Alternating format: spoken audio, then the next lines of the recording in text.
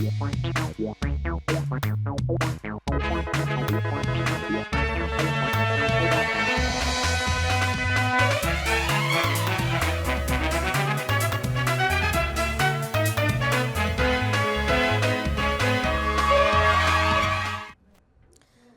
मेरा नाम है जयंती झा और आप देख रहे हैं राष्ट्रीय समाचार। पहले एक नजर हेडलाइंस पर।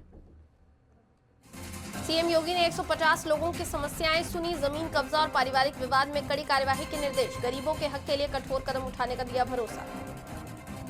प्रदेश अध्यक्ष पंकज चौधरी का गाजियाबाद में जोरदार स्वागत, भाजपा नेता की जेब से 50,000 रुपए की गड्डी गिरने का मामला, वायरल वीडियो में कार्यकर्ताओं से गड्डी लौटाने की अपील। हरियाणा में कुएं में गौवंश के सिर मिलने से हंगामा, हिंदू संगठनों ने सड़क जाम कर गिरफ्तारी की मांग की, पुलिस को 24 घंटे का अल्टीमेटम, जांच जारी। औरंगाबाद में परिवहन मंत्री श्रवण कुमार का दौरा, पिंक बस सेवा की शुरुआत, महिलाओं को सुरक्षित सफर देने की बात कही, बोले मंत्री नीतीश कुमार की सोच से महिला सशक्तिकरण उभरता है। कटिहार में बाइक हादसे में चालक की मौत, घायल पत्नी अस्पताल में, सड़क पर प्रदर्शन, भीड़ ने 112 अधिकारी को बंधक बनाया, पुलिस ने काबू पाया।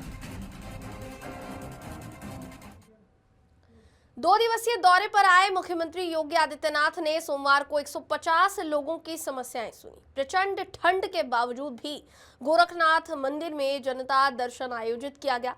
समस्या लेकर आए लोगों को सीएम ने भरोसा दिया कि घबराइए मत, हर समस्या का समाधान कराएंगे, सरकार सबकी भरपूर मदद करेगी, ये भी कहा गया। सीएम ने पास मौजूद अधिकारियों को निर्देश दिया कि हर पीड़ित व्यक्ति की समस्या पर संवेदनशीलता से ध्यान दें और तत्परता से उसका समयबद्ध और पारदर्शी निस्तारण करवाएं। सीएम एक-एक कर सभी फरियादियों के पास गए और उनसे आवेदन लेकर उनकी समस्याएं जो है वो पूछी। कुछ लोगों द्वारा जमीन कब्जाने की शिकायत की गई। मुख्यमंत्री ने ऐसे लोगों की फरियाद पर कानूनी कार्यवाही के निर्देश दिए हैं, कठोर से कठोर कार्यवाही के निर्देश दिए हैं। उन्होंने कहा कि अगर कोई दबंग माफिया किसी की जमीन जबरन कब्जा कर रहा हो तो उसके खिलाफ कठोर से कठोर कार्यवाही की जाए। गरीबों को उजाड़ने वाले कतई बख्शे नहीं जाएंगे। जहां पैमाइश की जरूरत हो वहां पैमाइश कराकर विवाद का निस्तारण कराया जाए। पारिवारिक विवाद के मामलों में उन्होंने उभय पक्षों के साथ संवाद कर समाधान की राह निकालने के लिए निर्देश दिए हैं। खबर गाजियाबाद से। प्रदेश अध्यक्ष बनने के बाद पंकज चौधरी पहली बार गाजियाबाद पहुंचे थे। यहां भाजपा कार्यकर्ताओं ने उनका जोरदार स्वागत किया। वहीं प्रदेश अध्यक्ष स्वागत में NH-9 को भगवा रंग में रंग दिया गया था। लेकिन इस बीच कार्यक्रम में शामिल होने आए भाजपा नेता के साथ गजब ही कांड हो गया। भाजपा नेता की जेब से 500 रुपए की गड्डियां गिर गई, जिसके बाद मंच से अपील की गई कि बड़ा दिल दिखाते हुए जिसे भी गड्डी मिली हो वो वापस कर दे। हालांकि नोट की गड्डी तो नहीं मिली, लेकिन वीडियो जो है वो सोशल मीडिया पर वायरल हो गया। वायरल वीडियो में आप देख सकते हैं कि मंच से भाजपा नेता अपील करते हुए दिखाई दे रहे हैं कि पूरी गड्डी गिर गई है 50,000 रुपए की, कृपया जिस कार्यकर्ता को मिला हो बड़ा दिल दिखाते हुए हमारे मंडल अध्यक्ष को वापस कर दे। इस वीडियो में कुछ लोग भी बोलते हुए नजर आ रहे हैं कि कौन वापस करेगा। वीडियो अब सोशल मीडिया पर तेजी से वायरल हो रहा है।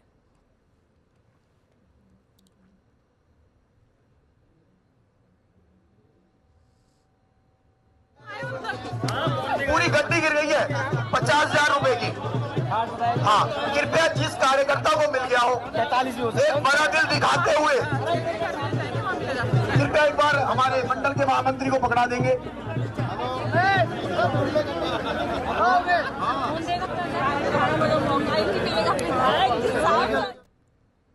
फतेहपुर जिले के थरियाव थाना क्षेत्र में कुएं के अंदर आधे दर्जन से ज्यादा गौवंश के सिर मिलने से इलाके में सनसनी फैल गई है। घटना की जानकारी मिलते ही बजरंग दल समेत अन्य हिंदू संगठनों के कार्यकर्ता मौके पर पहुंच गए और जमकर हंगामा किया।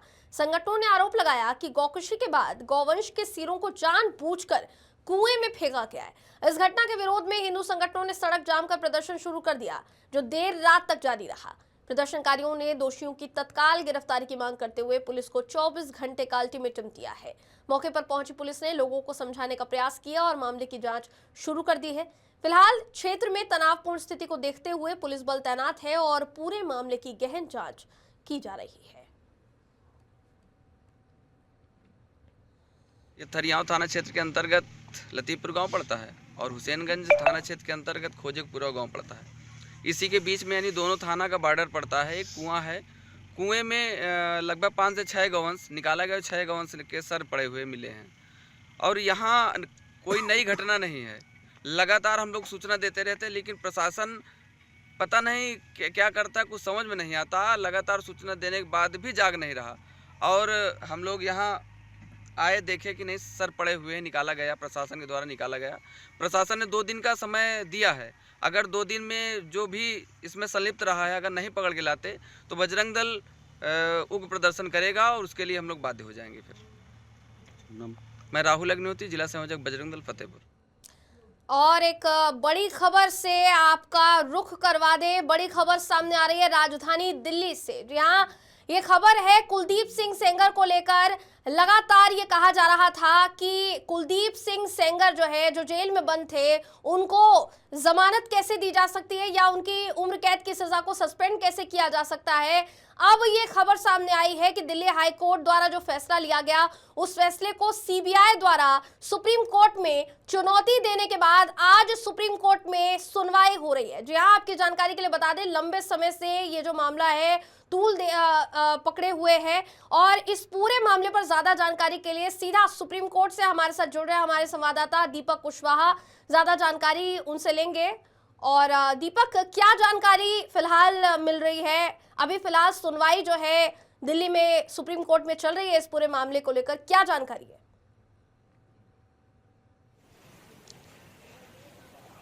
देखिए, बिल्कुल 2017 उन्नाव रेप केस में जिस तरीके से एक नया मोड़ देखने को मिला, हालांकि दिल्ली हाई कोर्ट ने जिस तरीके से कुलदीप सेंगर को जो है वो रिहा कर दिया था, लेकिन उसके बाद सीबीआई ने जो है उसको चुनौती देते हुए सुप्रीम कोर्ट में जो है अपील दायर करी है। और मैं इस समय जो है सुप्रीम कोर्ट में मौजूद हूँ। सुप्रीम कोर्ट में उन्नाव रेप केस को लेकर जो है अभी जो बहस है वो जारी है। सीबीआई ने अपनी तरफ से जो है वो पक्ष रखा है। सीबीआई ने साफ कहा है कि जो कुलदीप सेंगर की जो रिहाई की बात जो दिल्ली हाई कोर्ट ने कही है उसको टाल दिया जाए और इस पे पूरी तरीके से नए सिरे से एक जो चर्चा जो है वो की जाए, क्योंकि सीबीआई ने तमाम जो अपनी पक्ष हैं वो रखे हैं। तमाम जो बातें जो अब तक के इस केस में रही हैं उसको सीबीआई ने जो है वो रखा है, क्योंकि जो जस्टिस सूर्यकांत की जो 3 बेंच जो है वो इस केस की सुनवाई कर रही है। काफी अहम फैसला जो है इस पे रहने वाला है, क्योंकि जिस तरीके से दिल्ली हाई कोर्ट की तरफ से कुलदीप सेंगर को लेकर एक फैसला आया, उसके बाद सीबीआई ने इसको चुनौती देते हुए सुप्रीम कोर्ट में एक अपील दायर करी। हालांकि अभी कुछ देर पहले जो है विक्टिम और उनकी पीड़िता की जो मां है और उसकी पूरी फैमिली जो है वो अभी सुप्रीम कोर्ट में पहुंची है। बहस अभी जारी है, लेकिन सीबीआई की तरफ से जो है अपनी दलीलें जो है वो जस्टिस सूर्यकांत की बेंच के सामने रखा गया है। जी दीपक, ये अगर आप इसके कानूनी पक्ष के बारे में बात करें तो ये कहा जाता है कि अगर किसी कैदी की सज़ा जितने साल की उसको सज़ा मिली है, अगर उतने समय में उसने वो सज़ा पूरी कर ली है, उतने साल की सज़ा उसकी पूरी हो गई है और जिस कालखंड में उसकी सज़ा चल रही थी उसमें उसकी तरफ से कोई ऐसा व्यवहार नहीं किया गया है जिससे उसकी सज़ा को आगे और बढ़ाया जाए, तो ये कानून कहता है। अब इसी बिना पर क्या दिल्ली हाई कोर्ट द्वारा फैसला लिया गया? क्या ये कड़ी सुप्रीम कोर्ट में जब सामने रखी जाएगी तो उसका कुछ असर पड़ सकता है क्या? क्योंकि कहा यह जा रहा है कि कुलदीप सिंह सेंगर की सज़ा जो है वो पूरी उन्होंने जितने टाइम तक उनको रहना था वो कर ली है, तो ऐसे में जो विरोध है वो नहीं होना चाहिए, ये दूसरे पक्ष का कहना है। क्या आप इस पर जानकारी देना चाहेंगे? देखिए, क्योंकि पीड़िता की ओर से तमाम जो चीज़ें जब उन्होंने अपनी बातों में अपने बयानों में रखा, उन्होंने साफ तौर पे ये कहा है कि जो सज़ा कुलदीप सेंगर को मिलनी चाहिए थी वो उस तरह की सज़ा का प्रावधान जो है उनके लिए नहीं किया गया।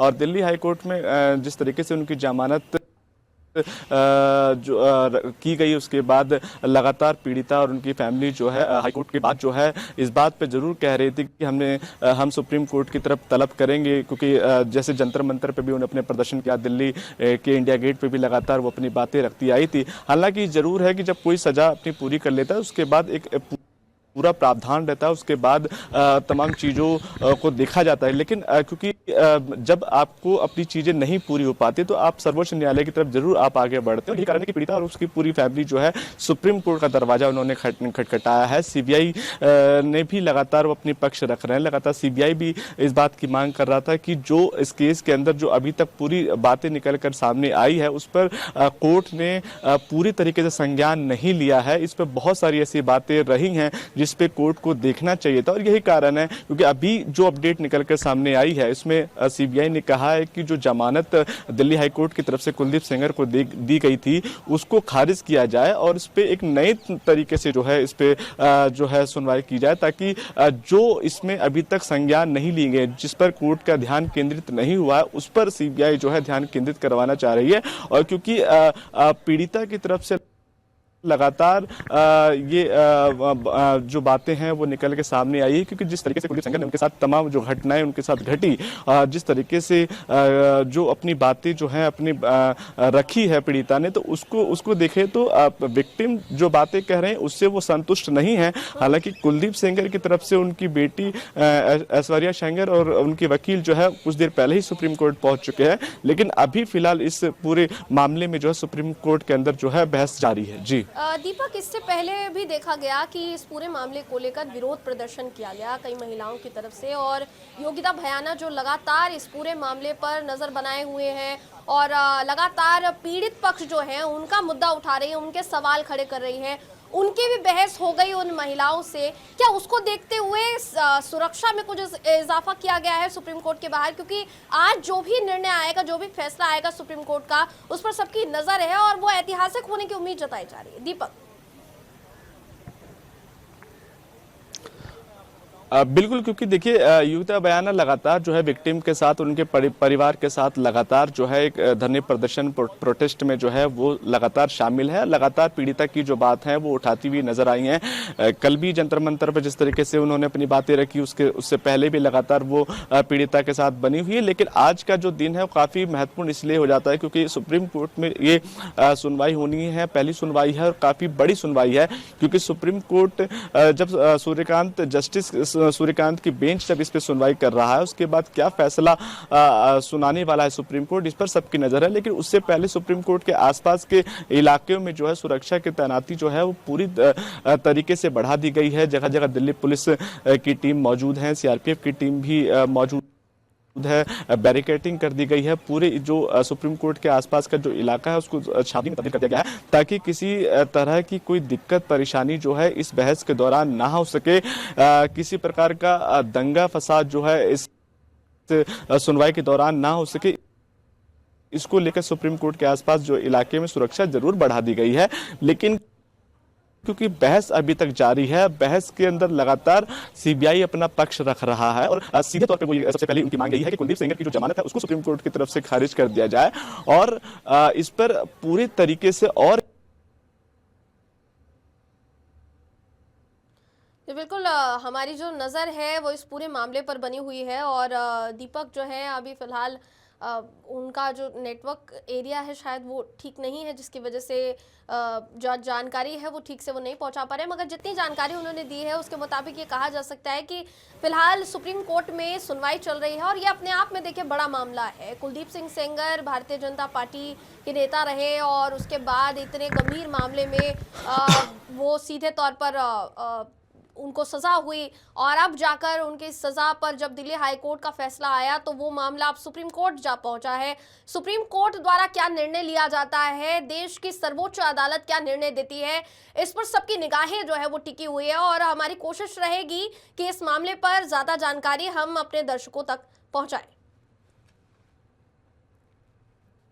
बुलेटिन में आगे बढ़ते हैं। खबर औरंगाबाद से। परिवहन मंत्री श्रवण कुमार औरंगाबाद पहुंचे, जहां उन्होंने इंडस्ट्रियल ग्रोथ सेंटर स्थित institute of driving and traffic research का निरीक्षण किया। इस दौरान मंत्री ने संस्थान के कामकाज के साथ साथ यहां दिए जा रहे मोटर ड्राइविंग प्रशिक्षण की गुणवत्ता और व्यवस्थाओं का जायजा लिया। निरीक्षण के बाद परिवहन मंत्री ने औरंगाबाद में पिंक बस सेवा का शुभारंभ किया है। इस अवसर पर उन्होंने कहा कि आज महिलाएं उन क्षेत्रों में भी अपनी भागीदारी निभा रही हैं जिन्हें पहले पुरुषों का क्षेत्र माना जाता था। उन्होंने कहा कि ये बदलाव मुख्यमंत्री नीतीश कुमार की उस सोच का परिणाम है जिसके तहत महिलाओं को सशक्त और आत्मनिर्भर बनाने का संकल्प लिया गया है। लग रहा है जो काम पहले महिलाएं नहीं करती है वो भी काम अब करना शुरू कर दी है। तो इनको प्रोत्साहित करने के लिए बिहार की सरकार और बिहार के मुख्यमंत्री ने निर्देश दिया है कि जितना पिंक बसें चल रही है वो सभी पिंक बसों पर महिला चालक होना चाहिए और महिला कंडक्टर होना चाहिए। और अभी तो ट्रेनिंग यहाँ पर आज 19 लड़कियों का हो रहा है और ट्रेनिंग लेके 1 महीना के ट्रेनिंग के बाद इनको जो बसें परिचालित हो रही है 100 बसें भी परिचालित हो रही है। अभी यहाँ पर 19 लोगों को हम बसों पर ड्यूटी में लगाएंगे।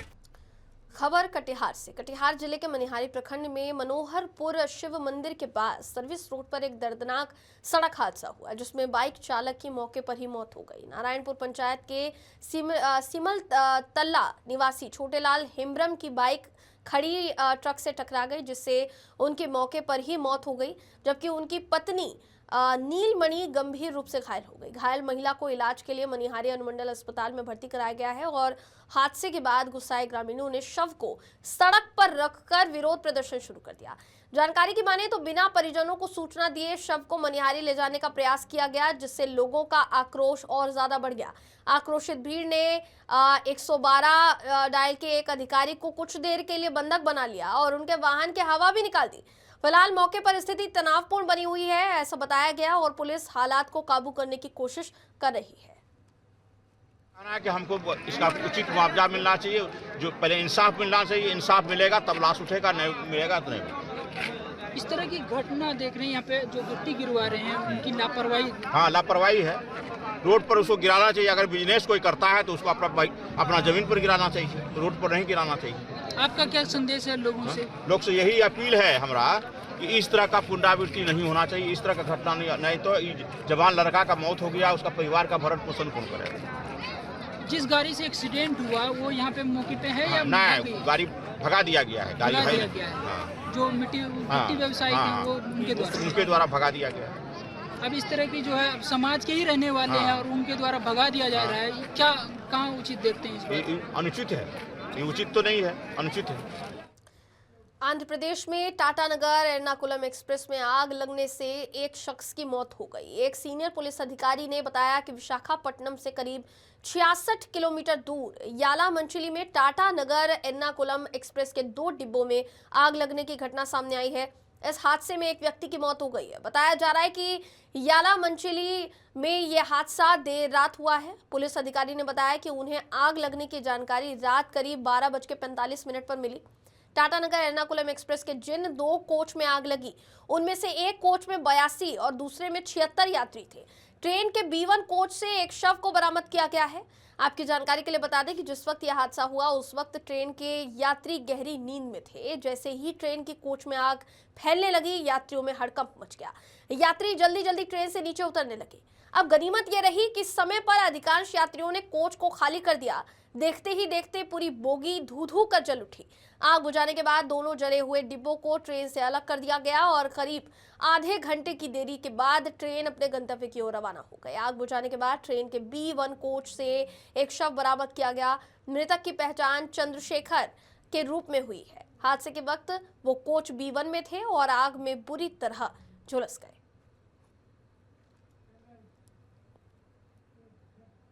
रामनगरी अयोध्या एक बार फिर दिव्यता और भव्यता के अद्भुत संगम का साक्षी बन रहा है। श्री राम जन्मभूमि मंदिर की प्राण प्रतिष्ठा की 2वीं वर्षगांठ और प्रतिष्ठा द्वादशी महोत्सव के अवसर पर मंदिर परिसर में वैदिक अनुष्ठानों का भव्य शुभारंभ हुआ। प्रातः यज्ञशाला में विधिवत पूजा अर्चना के साथ कार्यक्रम आरंभ हुआ, जिसमें वास्तु पूजा के बाद गण होम, तत्व कलश, तत्व होम, सुदर्शन होम समेत अनेक वैदिक कर्मकांड संपन्न कराए गए। सायकाल भक्तों के लिए विशेष देव दर्शन की व्यवस्था की गई, जिसके अंतर्गत प्रभु श्री राम के उत्सव विग्रह की भव्य पालकी यात्रा मंदिर परिसर में निकाली गई। जय घोष और भक्ति से गूंजता परिसर आध्यात्मिक ऊर्जा से ओतप्रोत दिखाई दिया। 5 दिवसीय ये महोत्सव देश के प्रख्यात विद्वान आचार्यों द्वारा जगत गुरु माधवाचार्य जी के निर्देशन से संपन्न कराया जा रहा है। 31 दिसंबर को प्रतिष्ठा द्वादशी के मुख्य आयोजन में रक्षा मंत्री राजनाथ सिंह मुख्य यजमान के रूप में भाग लेंगे, जबकि मुख्यमंत्री योगी आदित्यनाथ की भी उपस्थिति रहेगी। इसी अवसर पर मंदिर परिसर स्थित सप्त उप मंदिरों में से माता अन्नपूर्ण मंदिर पर रक्षा मंत्री द्वारा ध्वज फहराया जाएगा। ऐतिहासिक आयोजन को लेकर संपूर्ण रामनगरी में अत्याधुनिक और हाईटेक सुरक्षा व्यवस्था सुनिश्चित की गई है। आगामी नए वर्ष को और इस समय पर जो सर्दियों की छुट्टियां चल रही हैं उसके दृष्टिगत श्रद्धालुओं की संख्या धीरे धीरे बढ़ रही है और 31 तारीख को और 1 तारीख को यहाँ पर भारी संख्या में श्रद्धालुओं का आवागमन एक्सपेक्टेड है। इसको दृष्टिगत रखते हुए पहले से ही योजना बनाई गई है। हमारे जो ट्रैफिक का प्लान है एसपी ट्रैफिक साहब द्वारा, SP city, CO Ayodhya, CO yellow zone और वहाँ के जितने भी अधिकारी हैं उनको प्लान करने के लिए बताया गया है। उनके द्वारा जो फोर्स की रिक्वायरमेंट है वो ऑलरेडी डिमांड कर ली गई है। जो श्रद्धालुओं की गाड़ियों की पार्किंग है और जो इंटरनल ट्रैफिक सर्कुलेशन है उसको भी तैयार किया जा रहा है। इसके अतिरिक्त जो पैदल आवागमन श्रद्धालुओं का होता है विशेष रूप से रामपथ पे, लता मंगेशकर चौक, हनुमान गुफा, टेढ़ी बाजार, यहाँ पर भी अतिरिक्त फोर्स लगा करके, साइनेजेस लगा करके श्रद्धालुओं के आवागमन को सुगम बनाने के लिए, सुरक्षित बनाने के लिए और सुविधाजनक बनाने के लिए पुलिस और प्रशासन द्वारा जॉइंटली ये सारी तैयारियां की जा रही हैं ताकि जो भी श्रद्धालु यहाँ पर अपनी श्रद्धा का निर्वहन करने के लिए आ रहे हैं। बहुत दिनों से मन में अभिलाषा थी कि इनके दर्शन करूं। बहुत सारी परेशानियां, समस्याओं को झेलते हुए ये दिन हम लोग को मिला कि हमारे राम लला जो हैं अपने यथा स्थान पर विराजित हो गए हैं, विराजमान हो गए हैं और हम लोगों को ये मौका मिल रहा है कि हम सभी उनका दर्शन करने के लिए आए हैं। और ये भी बहुत पावन समय में जब हम नए वर्ष की शुरुआत करने वाले हैं और नव वर्ष के आगमन से पहले ही हम यहाँ आकर और अपने को बहुत ही सौभाग्यशाली समझ रहे हैं कि नव वर्ष के शुरुआत में हम श्री राम लला से के दर्शन से शुरुआत कर रहे हैं। और एक बड़ी खबर आपको बता दें, ये खबर सीधा राजधानी दिल्ली से सुप्रीम कोर्ट से सामने आ रही है कि कुलदीप सिंह सेंगर जिनकी सजा को लेकर बड़ी सुनवाई सुप्रीम कोर्ट में जारी थी, सुप्रीम कोर्ट की तरफ से फैसला लिया गया है कि फिलहाल कुलदीप सिंह सेंगर को जेल में ही रहना होगा। जी हाँ, ये बड़ी खबर आपको बता दे रहे हैं, राष्ट्रीय समाचार पर ये बड़ी खबर आपको बता रहे हैं, कुलदीप सिंह सेंगर को अभी भी जेल में ही रहना होगा। सुप्रीम कोर्ट ने जमानत के आदेश पर स्टे लगा दिया है। ये बड़ी खबर आपको बता दे रहे हैं। अभी थोड़ी देर पहले ही हमारे संवाददाता दीपक ज्यादा जानकारी इस पूरे मामले पर दे रहे थे, जिसमें उन्होंने बताया कि सुनवाई जो है चल रही थी सुप्रीम कोर्ट में और जस्टिस सूर्यकांत, जस्टिस जेके माहेश्वरी और ऑगस्टिन जॉर्ज मसीह की वेकेशन बेंच ने इस पूरे मामले की सुनवाई की। आपकी जानकारी के लिए बता दें कि कुछ समय पहले दिल्ली हाई कोर्ट की तरफ से यह बड़ा फैसला लिया गया था कि कुलदीप सिंह सेंगर को जमानत जो है वो दी जा सकती है, मगर अब ये बड़ा मामला सामने आ रहा है जिसके बाद ये राफ साफ हो गया है कि फिलहाल कुलदीप सेंगर को जेल में ही रहना होगा। ये बड़ी खबर आपको बता रहे हैं, ये बड़ी खबर देखिए, बड़ी जानकारी आपको दे रहे हैं। कुलदीप सिंह सेंगर जो भारतीय जनता पार्टी के नेता रहे और उसके बाद गंभीर मामले में जेल में बंद थे, उनके ऊपर दुष्कर्म के चार्जेस थे और अब ये एक तरीके से कहा जा सकता है कि बड़ा फैसला, ऐतिहासिक फैसला सुप्रीम कोर्ट की तरफ से लिया गया। आपकी जानकारी के लिए बताना चाहेंगे कि दिल्ली हाई कोर्ट की तरफ से जो फैसला लिया गया था उस पर लगातार योगिता बयाना जो इस मामले में पीड़िता के पक्ष को लेकर लगातार विरोध कर रही थी। कल भी कुछ तस्वीरें राजधानी दिल्ली से सामने आई जहां पर जंतर मंतर पर विरोध प्रदर्शन हुआ था। ज्यादा जानकारी के लिए हमारे साथ जुड़ रहे हैं दीपक। क्या जानकारी है, ये बड़ा जो मामला है वो सामने आया और उसके बाद ये बड़ी जानकारी सामने आ रही है कि कुलदीप सिंह सेंगर की सजा पर स्टे लगा रहेगा। देखिए बिल्कुल, क्योंकि सुप्रीम कोर्ट की तरफ से एक बड़ा आदेश जो है वो सामने आया है, जिसमें लगातार जो है सीबीआई इसी तलाश में थी कि किसी तरह जो ये जमानत है उस पे रोक लगाई जा सके। और ऐसे में सुप्रीम कोर्ट ने तमाम बातें सुनते हुए जो है इस मामले को लेकर स्टे लगा दिया गया है। सुप्रीम कोर्ट ने साफ तौर पे कहा है कि अभी जब तक चीजें आगे नहीं बढ़ जाती तब तक कुलदीप सेंगर की जमानत को पूरी तरीके से नहीं बदला जा सकता और अभी कुलदीप सेंगर को जेल में ही रहना होगा। यानी सुप्रीम कोर्ट की एक बड़ी जो बात है वो सामने आई है और ऐसे में सुप्रीम कोर्ट ने जमानत के आदेश पर स्टे लगा दिया गया, तो अपने आप एक बड़ी खबर है और ये पीड़ित परिवार के लिए भी एक बड़ी राहत है, क्योंकि लगातार परिवार जो है इसी बात के लिए सुप्रीम कोर्ट में लड़ रहा था और लगातार इस बात को लेकर जो है तमाम दिल्ली में जगह जगह वो अपने प्रदर्शन कर रहा था। लेकिन अब जो सुप्रीम कोर्ट ने जो ये बातें रखी हैं, ये बहुत बड़ी राहत जो है वो पीड़ित परिवार के लिए। जी बिल्कुल। कुलदीप सेंगर की ये जो सजा को लेकर लगातार जो कहा जा रहा था दीपक कि दिल्ली हाई कोर्ट की तरफ से जो फैसला लिया गया है उसका योगिता ने भी विरोध किया, जो थोड़ी देर पहले हम जिक्र भी कर रहे थे जिस बात का, तो ये बड़ा ऐतिहासिक फैसला जो है माना जा रहा है। लेकिन क्या हो सकता है कि कुछ समय के लिए ही ये सुप्रीम कोर्ट ने जो फैसला दिया है कुछ समय तक लागू रहे, ऐसा कुछ है या प्रावधान, या फिर थोड़े समय बाद हो सकता है कि इस मामले में बड़ा अपडेट भी आए? दीपक देखिए, अभी योगिता से अभी मीडिया से जब बात कर रही थी उन्होंने साफ तौर पे कहा कि ये कुछ समय के लिए बिल्कुल बहुत बड़ी राहत है, लेकिन सुप्रीम कोर्ट में ये भी कहा गया है कि दूसरी तरफ से भी अपने बयान को जो है वो दर्ज कराई जाए। उसके साथ साथ पीड़िता की भी तमाम जो चीजें हैं उसको भी सुप्रीम कोर्ट जो है वो सुनेगी। लेकिन अभी फिलहाल के लिए जो है सुप्रीम कोर्ट ने इन जो जमानत का जो मैटर चल रहा था उसको लेकर जो है उन्होंने पूरी तरीके से रोक लगा दी है। तो ये हालांकि अभी के फिलहाल के लिए जो है वो पीड़ित परिवार के लिए बड़ी राहत है, लेकिन आगे चल के क्योंकि इस पे और भी सुनवाई होनी है और भी बातें सामने निकल के सामने आएगी, तब ये भी देखना होगा कि आखिरकार सुप्रीम कोर्ट का रुख क्या रहेगा। सुप्रीम कोर्ट जब दोनों की बातें जब सामने रखी जाएगी तो वहां पर सुप्रीम कोर्ट क्या तय करेगा ये भी देखने वाली बात है। जी बहुत बहुत धन्यवाद आपका दीपक, ज्यादा जानकारी के लिए। तो दीपक जुड़े थे हमारे साथ और ज्यादा जानकारी दे रहे थे। सुप्रीम कोर्ट में सुनवाई चल रही थी और इस सुनवाई में क्या कुछ सामने आता है, साफ तौर पर सर्वोच्च अदालत इस पूरे मामले पर क्या फैसला सुनाती है, इस पर सबकी निगाहें टिकी हुई थी और ये एक बड़ा ऐतिहासिक फैसला। लेकिन जैसा दीपक ने कहा कि थोड़े समय के लिए ही ये स्टे लगाया गया है, मगर अभी फिलहाल के लिए ये पीड़ित पक्ष के लिए और उसके परिवार के लिए, इस मामले में पीड़ित पक्ष का जो साथ दे रहे थे उस तमाम पक्ष के लिए, योगिता के लिए ये बड़ी राहत जो है वो मानी जा रही है। इस पूरे मामले पर ज्यादा जानकारी राष्ट्रीय समाचार आपको आगे भी देता रहेगा। जी तो फिलहाल खबरों का सिलसिला यूं ही जारी रहेगा। देश और दुनिया के तमाम खबरों के लिए देखते रहिए राष्ट्रीय समाचार।